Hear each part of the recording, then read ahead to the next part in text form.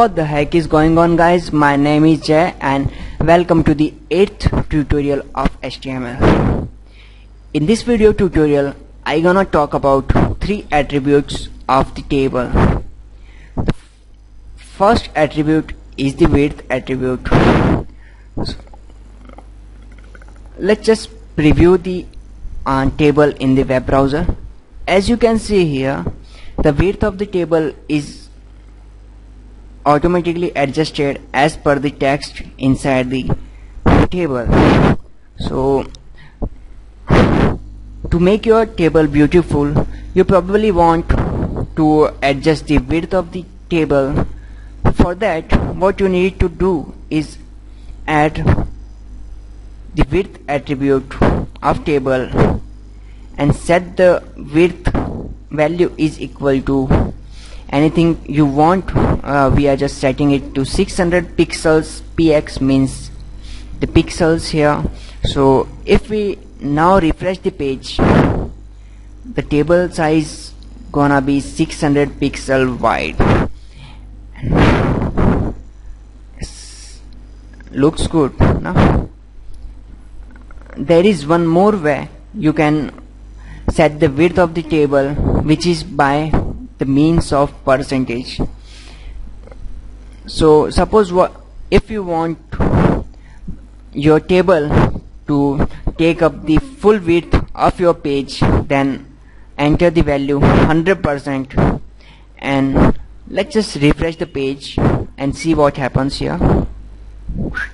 Woo, and it took all the space of the page. So our table width is now 100% of the page width.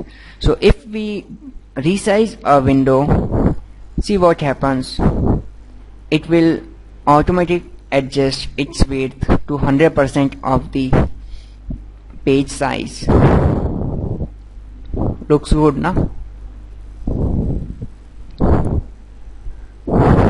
That was all about the width attribute, and now we're gonna try the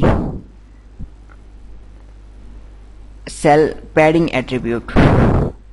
And now we're gonna try the cell padding attribute. Let's just remove the width and refresh the page, and we are now back to the default size. Let's add the attribute cell padding is equal to value 10 pixel.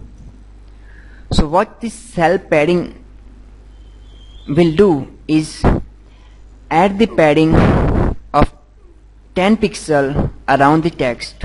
So let's just refresh the page and see what happens, and boom, the 10 pixel wide padding is added around the text inside each of the column. So now our table looks more professional and better looking. Let's just remove the cell padding attribute and refresh the page. We are now back to the default, and let's just write the cell spacing equal to 10 pixel.